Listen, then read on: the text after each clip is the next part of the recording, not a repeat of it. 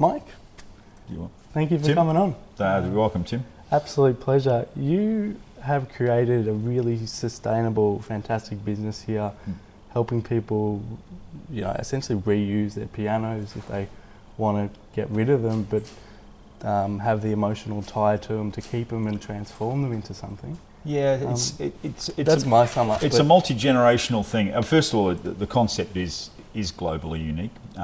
There is no other organisation in the world doing quite what we do. There are some people who, especially in America, who have been very good at turning them into cocktail cabinets, which is fine. If that's the outcome for a piano, then so be it. We're just bringing to conclusion exactly that concept for a client right now, and that's a very typical sort of situation where someone has rung us. The piano's been in the family for generations. It might only be one, but usually two or three. And so they don't want to throw it out. They love the look of it, but no one's playing. Maybe a piano tuner, just to compound this, a piano tuner or someone's come in at some point and given it the kiss of death, like it can't be tuned anymore, it's got major issues, etc. And so that sort of client, that particular type of client, turns around and says, no, we want to retain the piano in some form. Now sometimes it might be turning it into a table, like the lovely table that we're sitting at here. This actual table having been made from an Australian piano that was made here in Melbourne in the 1920s, but had been gutted and literally torn apart. All there was the shell. And so we got this beautiful, we think, silky oak, and a local artisan with our collaboration, we turned it into this. Not that we want to, that's a separate issue, we won't get into us becoming furniture makers, that's not quite the direction we want to go. But getting back to the client, this particular client, she wants something, and she decided a cocktail cabinet. So we've set a piano up as a cocktail, complete with LED lights and Wi-Fi thing where she can change the colour underneath the piano and on top, with glass backing in front of the strings, etc. So it's not quite what I do with a piano, but then that's literally to each their own. Yeah. So the transformation process, the client, there's one category of client who has this piano, wants to transform the piano into something that still has meaning, that still has some kind of presence, and the right word is provenance. It has some story and connection to their life.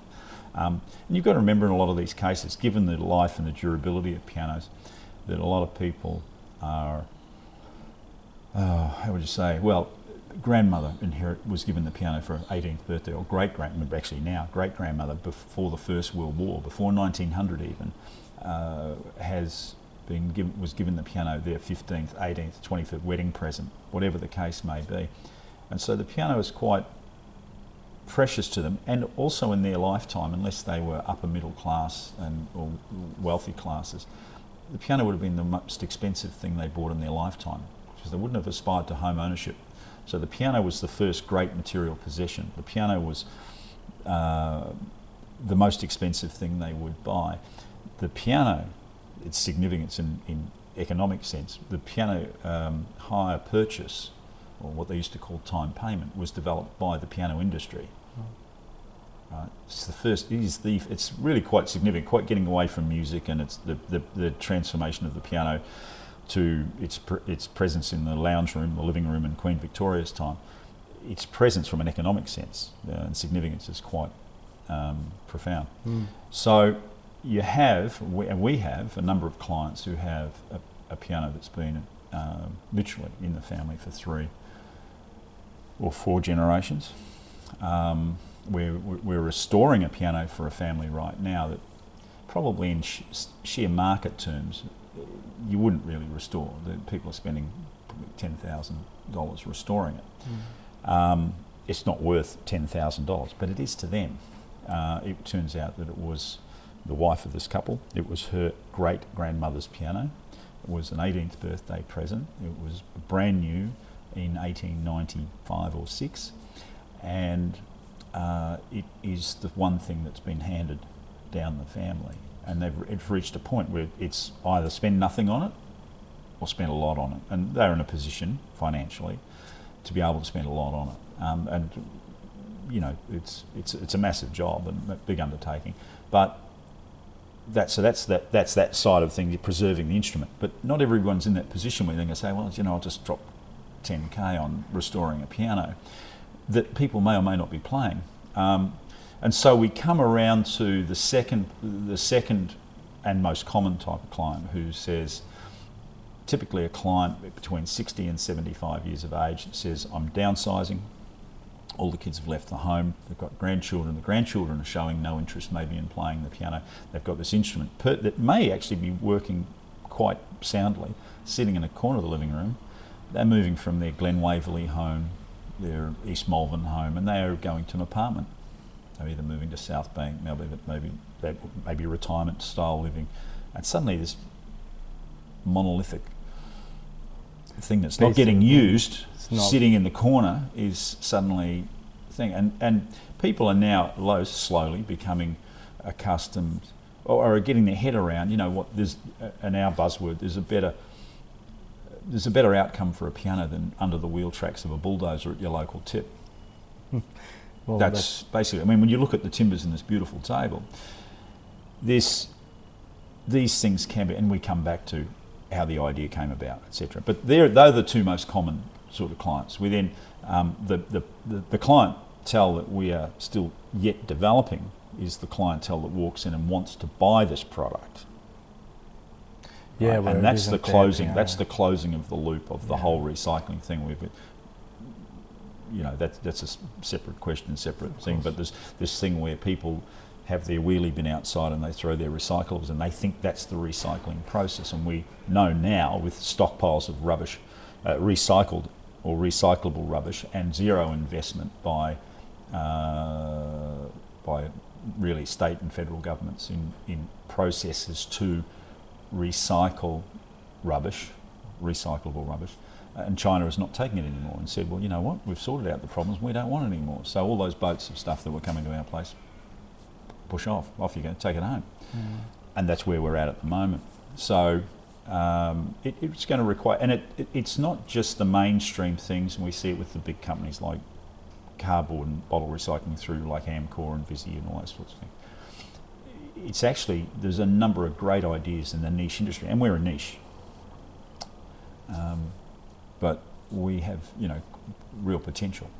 There are 700,000, it was estimated 700,000 pianos sold in Australia between 1800 and 1900. 7,000 a year, every year. And most of those pianos, by far, made, as they come up into the 1880s, 1890s, are now reaching really long in the tooth. They are getting old. And they are coming, and those are the pianos we're seeing most commonly. People are ready to say, no, look, let's move on. Because in some cases, no, it can't be tuned. No, in some cases, you know. No, and that is one of your other lines of work, is you are a piano tuner. Oh, that's how that's exactly right. That's how I come to it. I'm a tuner and restorer. And I mean, I tune at I cover the range, as I say, from the plebs, and apologies to the Mrs. Smiths out there who I'm tuning for your piano for your daughter. But I've tuned for people like Jose Carreras and numerous artists who have toured Australia and etc. And our work is on a number of albums with Australian artists and jazz artists, etc. So I'm happy that's that side of thing. But that's actually how I came into it. As I stood there one day at a place not too far away from here, in Mordialloc, and watched a guy put a sledgehammer through a piano. Sledgehammer. Yeah, well, it was. Look, I'm not blaming them. They were told to dispose of the piano. They were paid to pick the piano up and get rid of it, and that's what they were doing. Guy came up and he said, I walked out the thing, and he said, oh, g'day Mike, how you going? Just give me a minute. I went bang, bang, bang, bang, 5 swings of the sledgehammer, and one end went off, the other went that way, one down through the keyboard, one went through this beautiful front panel that was inlaid with burr walnuts, and and I went, oh, that's a bit ugly. Painful. Yeah, it was actually. It was, and that was the defining moment. I knew there was a better outcome than, you know, well, we say the wheel tracks of a bulldozer, but your local waste transfer station in Vermont South or Camberwell or Monash or Springvale, near where we are, has got a John Deere or a Caterpillar D7 and they just back it up and they drive over it. Yes. Here's the other thing, though, from the environmental point of view. Of course, is a lot of these things then are just pushed into landfill, and of course, there's nothing about an iron frame that's going to decompose in the next 100, 200 something years. If they reckon it takes 50 years for a plastic bag to decompose, an iron frame, that's got to take, I don't know, hell of a lot couple of hundred. All I can see is, so we've come up with a concept. Coming back to the idea, we've come up with a concept that is holistic.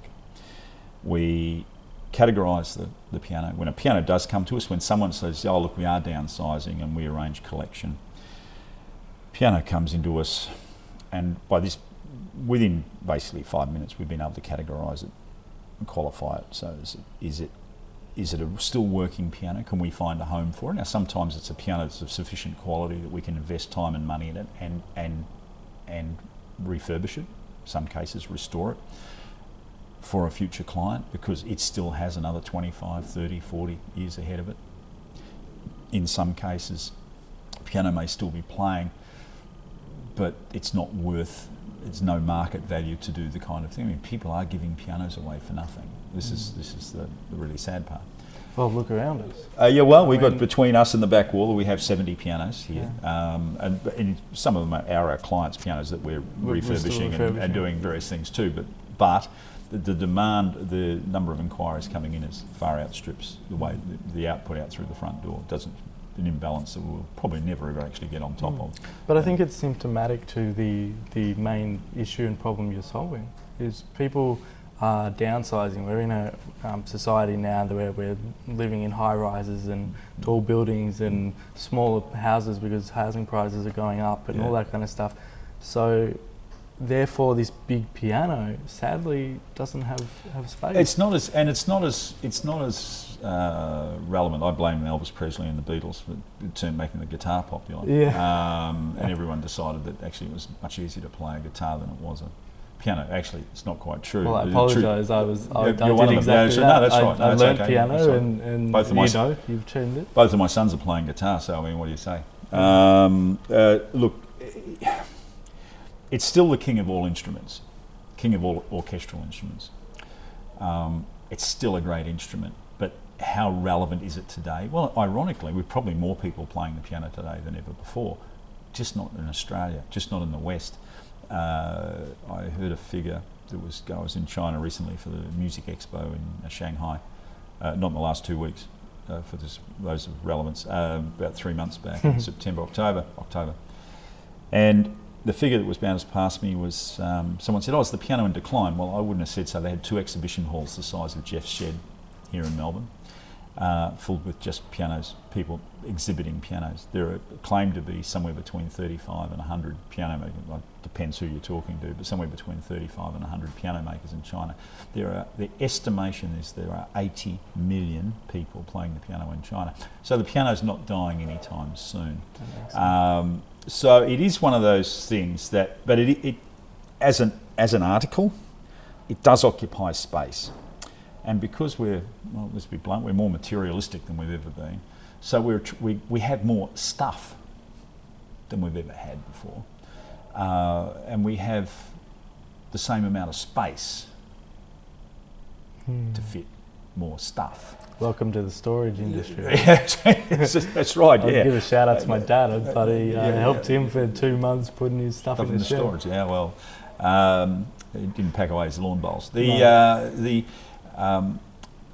It's one of those things. So it's partly cultural, and it's partly just a changing demographic, but a changing circumstances that we are seeing this downsizing of.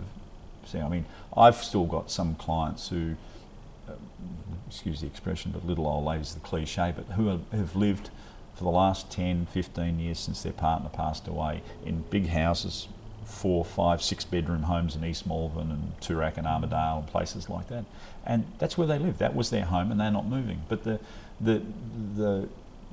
next generation down, my parents' generation and my generation, feel less inclined to feel less attached to that thing. So the moving thing, while it may be complex in the context of, oh my God, I've got 40 years of rubbish in this house, I've got a friend going through that right at this moment, is a part. That's a changing dynamic. That it's this generation now is like, oh, we'll just move. But that comes with its own complexities, and one of those complexities is what do we do with the piano? So I want to talk about then the products that you can create. And you said something interesting. You don't want to be peg-holed as a furniture company, especially which could be tempting because the quality of the wood that is used, especially in these older pianos, is quite high. And as you can see, if you're watching along this table again, I'll reference it. But let's talk about more of the small things that people wouldn't realise. Like I've seen cufflinks, I've seen like made out of the ivory keys. I've seen a speaker that you've just made that's very modern. Oh, and not just us. It's we last year in conjunction with the Victorian Woodworkers Association, we ran a competition called the Piano Transformation Challenge. Perfect. And it wasn't just confined to woodworking. It was a whole range of things. It was a number of categories. I think there were six to eight classifications. And so people made some brilliant things that were, yes, furniture or cabinet making related thing. But we also had several fantastic items made that were sculptures. Sculptures. We had one guy made a horse. It was timely because it was Melbourne Cup Week when the exhibition was on at the meat market. We had this guy used the frame as the spine of the horse, right? And he used a pair of the what we call the arms in a piano, which because the camera is shining in the right thing, the arm is the part of the thing next to the keyboard, right? This is called the arm here, right? The part that sticks out holding the keyboard. And he used the arms as its nose. Wow. And he used a pair of pedals as its ears, and then he used a whole bunch of the copper wound bass strings as the tail. It was fantastic. Really, do you have a photo of it? oh yeah, it's all on our Facebook so page. what I'll do, I'll link to yeah, for absolutely. people, just for people listening along. If you go to our page, Pianos Recycled, there's one of the photo albums there will be the Transformation Challenge. Fantastic. And you can see some. And look, there were some amazing, and we actually do have some things still here. But there were some fantastic, and this is where the creative element of people, how they see different things. I mean, I tend to see things in fairly linear, sort of straightforward sort of things. So I come up with straightforward, apart from the concept of Pianos Recycled, I come up with fairly straightforward things. But some of these people, we have some incredibly talented and gifted people in this country gifted with their hands and with how they see things, and that's something that becomes part of taking that extension further. No, we don't. We're not actually a furniture company. What we've done is we've committed to commissioning a number of things to show people, like this table, like other things we've made for clients. But this is to show woodworkers, but also the public. Look. Here's a decent. This is a 1300 by 1300 millimetre table, square table. For the convenience, we put glass on it. It's fantastic. $2,500 will buy it. Yes, you can buy a similar thing at a well-named Swedish furniture store for about 1/3 the price. This will last for. But I just want to pull you up on the Swedish furniture, whatever it is. This has so much more meaning.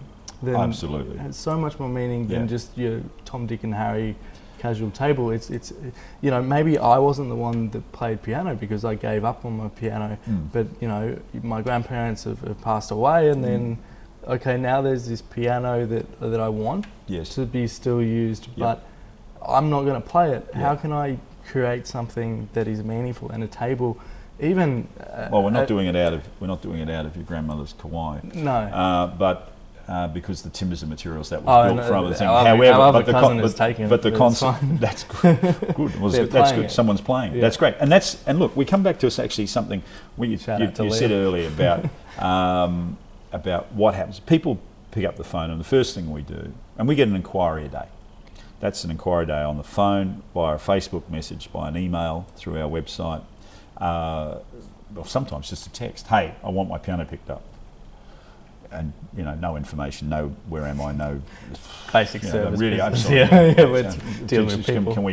Can we make this as complex as possible?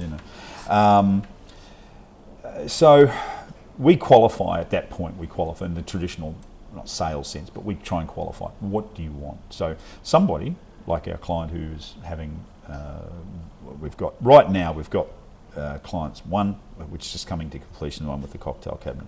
We've got another one we're turning her piano into a desk, and we're keeping the shape and the outer form of the piano, except we're shortening it and pulling everything out of the inside, and then making the shelving, etc., into the back of the old piano. And then a new desktop made from the panels of her piano. It should look, well, we hope, pretty good. So we've got two clients who want us to make tables, and not far from us here, not 10 feet away, we've got a piano here where the client wants us. The piano's rightly been given the kiss of death. It's got few issues structurally as a piano, a working instrument, and they want to turn that into a church pew style seat for their entry hall in their house. So you can put your shoes on and off, and whatever, and maybe even a shoe rack underneath. That's detail we're getting. Was that what they want? Etc. So that's the client who wants to retain the piano, wants to do something with it. Second one is the person who rings up and says, "Okay, no, look, I just really do want to get a piano. I bought it 20 years ago. The kids aren't playing anymore, or I bought it 40 years ago, and the grandkids don't want to play it either. Where do we go from there? Can we organise it? Yes, we can. Right at the moment, speaking for us, we have a waiting list because we can't process them fast enough. What's pleasing from our point of view is that people are wanting to do something that is a better outcome than the tip, which has, let's be honest, been the traditional method in the past. Some have not even tried putting an ad on Gumtree or Facebook or eBay, or haven't tried anything. Like nothing. And we say, well, in this day and age with your smartphone, take 4 or 5 photographs, and you can get the Gumtree app and go bang and put it up on Gumtree. They haven't even thought that far ahead. On the other hand, we get people who ring up and say, case 3 weeks ago, look, we've left this a bit late. Yeah, we want to get rid of the piano. Does anybody in the family want it? No. Okay. When you say a bit late, what's happening? Well, we're moving. Settlement's Friday. Today's Wednesday. Like, when did you sell the property? 2 months ago, 3. I mean, so it is difficult. Yeah, but I think that speaks to people sadly forgetting about the piano. If they're not the person playing it, it just becomes a cabinet almost. Like I know that would pain a pianist to hear that, but no, it's true. Look, I mean, I can tell you, man, I've been into houses where the piano's main purpose was to hold up, 223. Gold or silver frame photographs of the family. Greek families mainly, to my Greek friends, sorry, it's a joke. But and then there's other times where it's, holding up 3 vases and, with water dripping through the vases and wrecking the tops of the veneers of the piano. Look after your pianos. Yeah, look after your piano. No water, no porous vases on top of pianos, please. Thank you. Yes, it does get forgotten about. Sits there, and it's in the most common term, unused. So that's the second and category of client, and the one that we hear the most of. The third client that we want to hear from is which is slowly evolving, is from the woodworker who rings us up and says, I've been commissioned by a client to make this or this, and you've got 130 panels of 120, 130-year-old Burr walnut. Can I come and see it? And the answer to that is yes.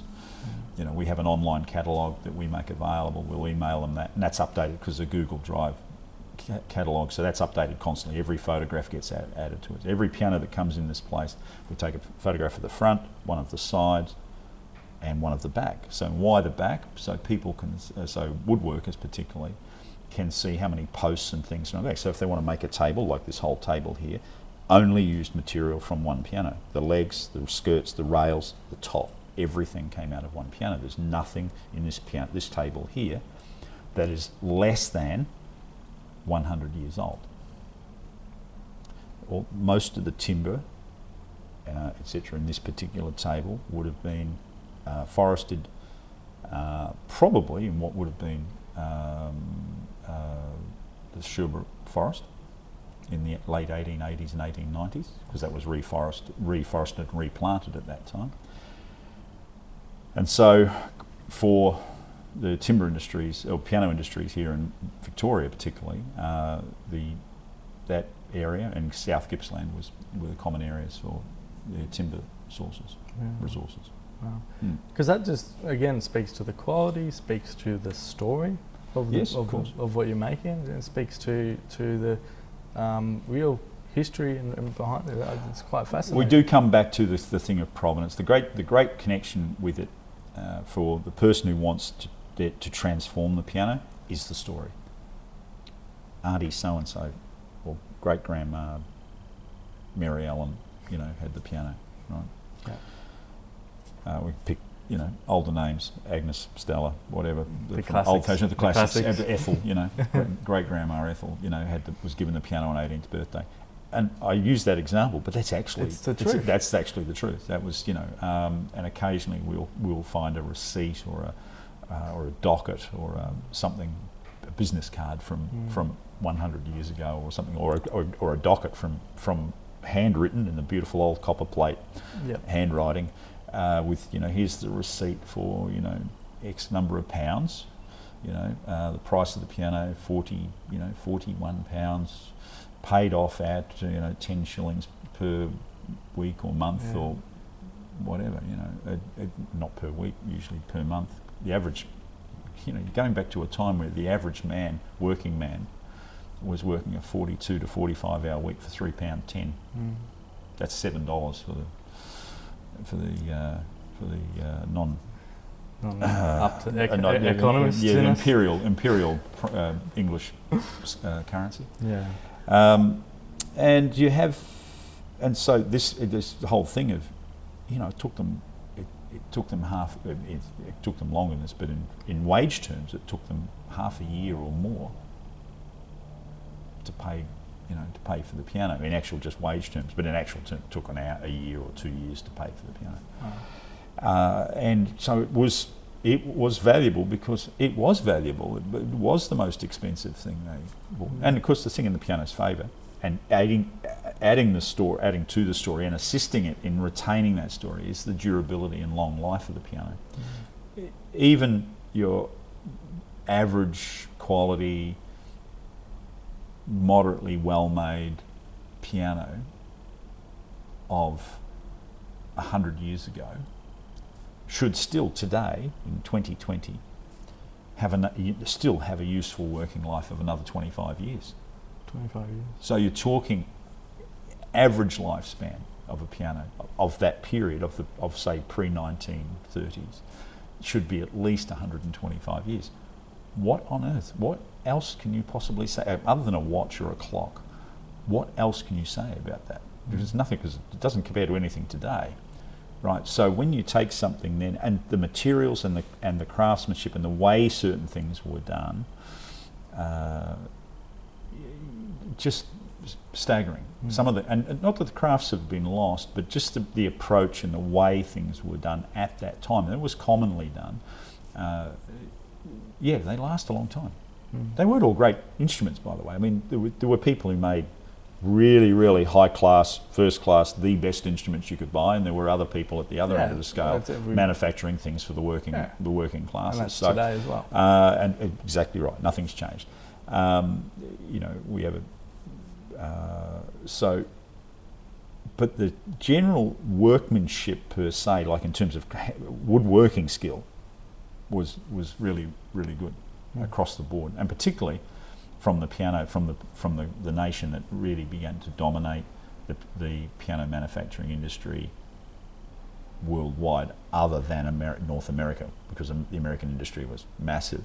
But the Germans and their traditional woodworking skills produced great cabinet after great cabinet after, great design. I mean, not necessarily one's personal taste today, 100 years later, but for that mid to late Victorian era, from the 1870s, 1880s onwards, just an amazing amount of fantastically produced things. They weren't all great instruments, but the attention to detail in terms of how well they were made, but the quality of veneers. Why? Because that was the industry standard, like making a Swiss watch. This is how it's done. This is how we make it. There's no such thing as a poor Swiss watch. Well, there was no such thing as a poorly built German piano. Some of them were average, ordinary quality as instruments, but in terms of the way they were made, no, they were all, that was good. So for the person who is downsizing Yeah. and then is looking at their piano, they've got one there, Yeah. and they have a table, they have a bench top, they have a cabinet, they have all this stuff. Yeah. What can you do with it that's something that's smaller, because maybe it is their grandma's 18th birthday present? What is something they can then have as a keepsake, even have on them like in a daily basis? As you say, well, you're one of the things you referred to already is the jewellery. Our sister business, Aramea, produces a range of one-off jewellery items, crafted around the two rare and these days protected items of ebony and also ivory. And so we've worked with a number of jewellers who really understand the concept and what we're about. And have come up with different designs and different things, and ranging, they can be earrings, brooches, rings, pendants, bracelets, all sorts of incredible range of stuff. And it's all online that you can see a lot of the stuff we do. But that's one. That's a really intimate, something that's really quite neat. Going slightly larger, it can be anything from, it can be a breadboard, it can be a tray, it can be and something that's becoming a little bit, just beginning to catch on with a few of our clients, either a jewellery box or watch boxes. I've referred to the watch thing already, but the making of boxes that store 8 or 10 watches, and you get a beautiful piece of veneer as your top, and again, everything that goes into the box comes from the piano, and some of the things are staggeringly good, like really very, very good. And again, no shortage of here in this country, no shortage of really good craftsmen who get the concept and understand what it's about and why it's important, and B, then execute something to make something that's really, really, really beautifully built. And it's one-off. And so, yes, say you've got a piano, you go, well, I've got this and I've got that, I've already got, as you say, I've got the dining table, I've already got this, I've got a bookcase, I've got so-and-so there. It could be something as simple as picture frames, it could be something as a mirror, where you take a front panel of something, and we put mirror in it, glass in it, etc., and hangs on the wall. It could be jewellery, it could be something to put that jewellery in, and that can sit on top of a table or your dressing table or whatever. So we probably, because it's one-off stuff, we don't tend to go, design-wise, we don't tend to go down the retro path for the stuff like, for instance, that we've commissioned or made. We like the traditional material, but we like to give it a contemporary look if we possibly can. That's just our thing. But the client who says, well, no, I've got this piano, what do I do with it? Well, the answer to that is pretty much anything you can think of, other than we can't use it for flooring in your house and we can't use it as timber framing because you can't get enough length. But everything else you can think of that's sort of smaller than a piano, well, sometimes not smaller than a piano, like this table, we can do. And something that I've just thought of with that is, what happens with a family that wants to keep the piano, but then there's an argument in the family of who takes it? What you can do then is, we can go, well, hang on, no one actually plays piano, so we're not going to use it. How about we give it to Mike, give it to Pianos Recycled, and we can create picture frames, boxes, jewelry boxes, watches, and then everyone in the family can have. Oh, that's a bit of and the that's piano.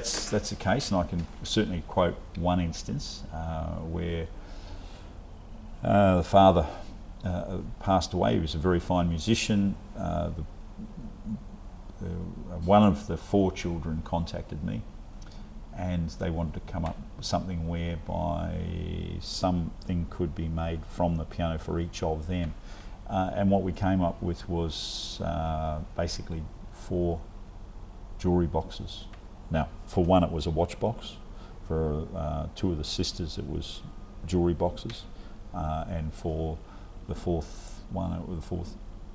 sibling was a guy, and wasn't into jewellery or watches, but we made a generic sort of, but all nice, all with the beautiful all with the walnut veneers, etc., that the piano had been made from in the first place. Yeah. So that was one. So that is a thing. Dividing a piano down the middle for a piano that people do want, that 2 different people want, where they want to keep it as a piano, that's a long family argument, that one, and that becomes like, you've got to be wiser than Solomon for that one. There's no argument to that. There's no answer to that one. But if the piano, particularly if the piano, no one wants to play it per se, but they want to retain it in some form, or then that solution that I've just said is one that's come up in the not too distant past that we produced, and that's something that, that's an outcome that can work. Really cool. Yeah. And then I just want to touch briefly on the environmental benefits that you're doing. We're living in an age and time where the Greta Thunbergs of the world, the climate change, all of this kind of thing, and you're not a hippie, you don't have long hair, but It's slightly before my time, but although it's never gone out of style, depending on which town you're standing in. You know what Chris looks like. Well, it's making a comeback.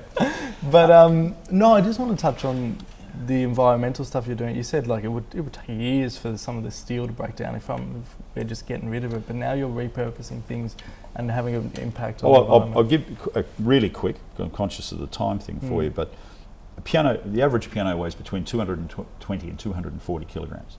And approximately half of that is timber. That means the other half is not. And the iron frame, the strings, the tuning pins, the bits of metal and things in the mechanism, the action, etc. All these parts, that's the other 120 thing. But we have weighed every single item out of a conventional piano over half a dozen pianos till we basically averaged it. And it's approximately 100 to 105 kilograms out of your normal upright, mid-sized, old-fashioned upright piano. So that other half isn't wood or isn't usable, and that's the part that traditionally that even for some people who are doing, like there's a crowd in America who are doing something like what we do, but they actually throw the other bit out. They just throw that in the rubbish. We actually remove the frames and we take them to a metal recycler. We take the copper wound bass strings we cut them out of the piano and bundle them up, and we take those to the metal recycler. The other stuff, all the loose stuff, we've got a big wheelie bin, and when it gets about 2/3 full, because if it gets full, we can't move it. When it gets about 2/3 full of just all the generic rubbish from a piano, metal rubbish, piano wire, the tuning pins, the various assorted brackets, bolts, things, whatever. We just in that bin, and we just take the bin around. We don't looking for money for it. We just, because it goes into one of his bins, it gets sent back to China where they re-smelter it and comes back out as something else. Now, it's just so part of again your answer, the environmental impact. Yes, we tick a lot of different boxes. Right at this moment, we're a furniture company, as well as being a recycling company, as well as being a sustainably driven company. But so we tick a number of boxes, but no one ticks quite the number that we do. So we are a recycling company. That's what we do. Essentially, we're a recycling company. We take pianos that are going to the tip, we interrupt it, that's the modern term, we're an interrupter, we interrupt that process. And what we're trying to fill in is that part of the circle, that cavity in the circle of the new way of thinking, the circular economy. And so we take this item that's 100, 120, 140 years old, and we break it down. I should say deconstruct it to be totally accurate. We break it down and divide it, categorise, etc., into parts that will be recycled, and the metal frames and all the things are recycled. They don't go into rubbish. And we take the timber, and that gets categorised as stuff that we can't use, and that some of that will end up at some point in landfill, and some of this, but most of the timber. I'd like to tell you that we recycle 100% of the piano. It's not actually possible. We aim for 100, but the reality is it's somewhere between 90 and 95%. It's still a hell of a lot than nothing. Well, we're a small business. We're coming up towards 4 years, and our small business has saved, just in our own way, 25 metric tons of rubbish landfill, just in our small way, and that can be scaled up enormously, because now we get to the size of the problem. Through our research early on, we're talking to leading piano carriers, people who were being commissioned to pick up a piano and take it to the tip and throw it out. In some case, in the old days, literally backed the truck up at the tip and just pushed it off the back of the tailgate. Literally just shoved it out the back. And then it became a bit of a sleeper, a bit of a hidden one, where the pianos were brought back to a yard, smashed up and put into a rubbish bin, big skip. And so this is where now, as we're beginning to talk to local councils, it's a sleeper. They're not actually seeing pianos. They're saying, oh, our waste transfer stations aren't seeing pianos. No, they're not. They're being smashed up first, put in thing. But here's the size of the problem. Here in Melbourne, a city of 5 million people, we throw out every week of the year, except maybe Christmas to New Year, but every week of the year, a minimum of 10 pianos a week. Okay. So extrapolating that's one piano for every 500,000 people every week. Across the population of Australia, it means 2,500 pianos per year go in a rubbish tip somewhere. Now that's despite us and one or two other conceptual things where there's a piano garden in Western Australia where the guy's got a couple of acres and you can take your piano there, and it sits outside and slowly just rots. And there's another guy in the industry here in Melbourne who gives pianos away to use as garden ornaments, and people put fountains through them and stuff, which is like, don't quite get, but that's okay. But that's okay. That's part of it. It's not going in landfill. So yes, the environmental impact is quite standard. 2,500 pianos, just for, I think most of your watchers will have an idea of what the MCG is, the Melbourne Cricket Ground. It's a rather large stadium, one of the biggest in the world. Every 8 years, Australia fills the MCG with pianos that they have put in the rubbish. Nice graphic for you, a nice mental image, the MCG. There, you drive past the MCG tomorrow and you look at it, there is the last 8 years of accumulated pianos from all around Australia filled to the brim. Wow. Right? 20,000 pianos. Wow. Every 5 years. We can be generous and say 5 minutes, but actually it's accelerating. It is accelerating. So of course it is. That's the size of the problem. So we say to councils, yeah, okay, you might only see 4 or 5 pianos a year, you think, but actually you're not. You're actually seeing accumulatively your 4 or 5 pianos, and that council's 4 or 5 pianos, and that council's 4 or 5 pianos are all going the same, and they're all going to one of the 3 landfill sites outside on the perimeter of Melbourne. And that's just a problem here in Melbourne, city of 5 million people. It's a worse problem in Sydney, where they are really constricted by geographic, problem issues. And it's a real, and obviously it probably isn't such a big problem in Upper Kumbuckey or West out in far north Queensland, where they go, oh, we've got a tip out the back, mate. Yeah, just back it up, throw it out there if you don't mind, And no problem, because they only got a couple of million acres. So it's not an issue. But for a city of 5 million, so So that's that cavity. We're the interrupter in that process. The next part is the education and getting the public, the consumer, to actually buy in. And this is the part that currently that the waste industry and more to the point, the recycling industry is very, very aware of. At the moment, the average consumer goes out to their wheelie bin, drops in there 2 bottles, the newspaper, the empty toilet rolls, the Scott towels, the this, the that, the whatever, blah, blah, blah, drops them in the recycling bin and goes, I've done my bit. Oh, you haven't. That's 10 to somewhere between 10 and 20% of the cycle. You've started the process. You have nowhere near completed the process. So we need the public to really latch onto this idea of stop chewing up resource, especially timber. The timber is fine. I mean, I know timber grows. I appreciate it. And there's plantation timber and whatever in parts of Victoria, South Australia, New South Wales, Queensland. Some of them, as we've seen in the recent bushfire crisis here in Australia, some of them have been burnt through. So there could be 10, 20 years of plantation, 10, 20 years of growth of plantation timber has just been burnt out. For instance, there's a couple of issues in South Australia where I believe that's the case. So we're looking, and there's going to be, we've just had a ban put on foresting, the foresting of old growth timber in bushfire affected areas. Politically speaking, here in Victoria, we're probably going to see, somewhere in the next 1 to 2 years, we're going to see the local state government ban, if they can get away with it. I've got to say get away with it politically and not cost them too many votes, is what I really mean.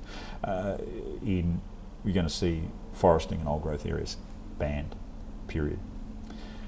Second part of that will be, you will see a ban or eventually a restriction on timber, hardwood timbers coming in from places like Indonesia, Sumatra, Borneo, etc. Right? And at that point, and I'm saying that's probably 10 to 15 years from now, people will have to turn around and say, how do I want to make this, I want to do this, I want to do that. I want to make something, but I can't access that timber. Whatever. So that is going to be a changing dynamic, and that's why we often say amongst myself and my 2 partners, Sandra and Peter, we're probably a decade ahead of the curve in that sense, because we're thinking that far ahead. The problem, as I mentioned, that 700,000 pianos that were bought and imported into Australia between 1800 and 1900, they're all getting older. The ones that haven't already gone, they're getting closer every single day. So what are we going to do? 700,000 pianos, let's say 100,000 have gone already. Let's say there's 500,000 of those pianos left. All right, well, let's even know half. Let's go with 350,000 of those pianos left. So that's 10 that's 10, 12, 14 MCGs. Wow. And they will all most of them will. Some are super high quality and won't go down that path, but for the bulk of them, 95% of the rest, that's the outcome. Wow. So we think we're probably about a decade ahead of the curve, but we are now starting to get woodworkers involved in, ringing us up and saying, hey, I really want to work with this material. Can I come and have a look? And then when they see how much material's in a piano and also the quality of the veneers, they're starting to get it. Like, yeah, okay, we can do this. Now, some of them, I know at least one who went out and literally got a piano off Gumtree for nothing, and then when he got it back to the thing, found out that he didn't know how to get the tuning pins out. He spent 20 hours getting it apart. Well, that's because he hasn't got. We know how to get it apart. I know more. I can say this confidently. I know more about taking a piano apart than any person in the world right at this instant. It's not a great skill to knowledge base to have, unfortunately.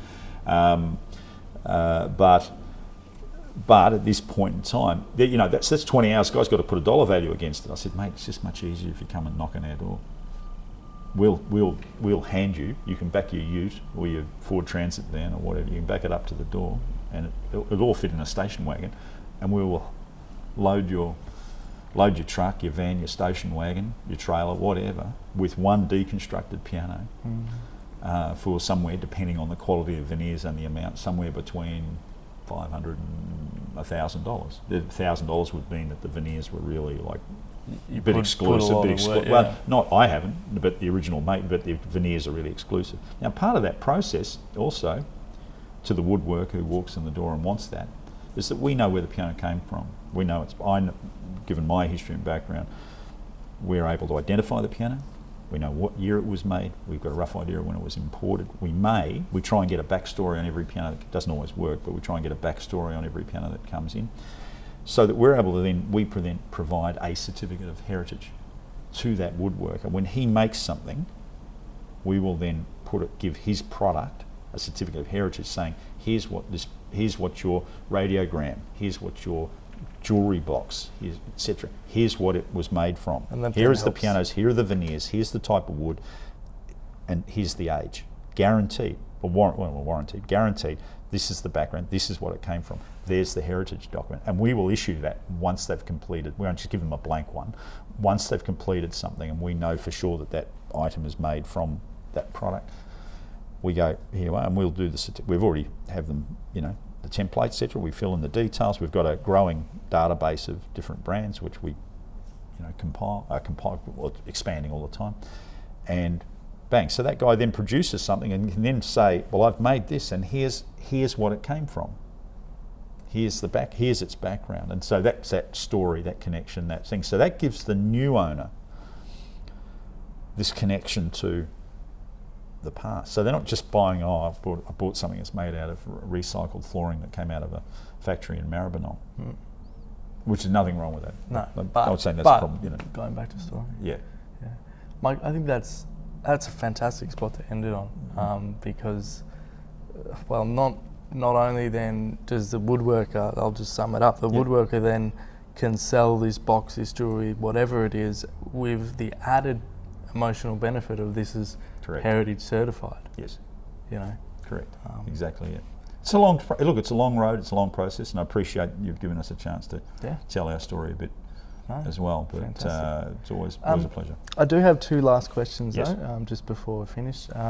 The first one being, what's new and coming up for you in the next sort of 6 months or that kind of thing? I'll go with that one, then I'll ask for the second one. Okay, conscious of time, so I'll keep it right at the moment. We are in dialogue with a local government here in Melbourne, not the state government, but one of the local municipal governments, about running a trial, putting together a trial program.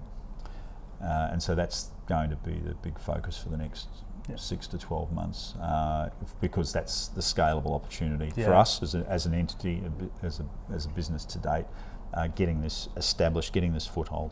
So that one, I can't say who, because it's all it's all reasonably confidential, but that's the big one. And if that trial program works, and we put the building blocks in place, they actually then want to work, they've indicated to us already, they want to work with us to then go to the neighbouring councils and then ultimately to the municipal council of Victoria and say, let's do something on it. So that's the one, that's the big one for 2020. That's on the burner right at this minute. And then for somebody who has a piano, who loves pianos and just wants to buy something, or wants to reach out to you and they've heard something, and we are accessible. The Facebook medium is fantastic. We are on Instagram, Pianos Recycled. We're on Facebook. You find again Pianos Recycled, and you do a Google search. It's totally organic. We haven't spent a cent on an AdWord.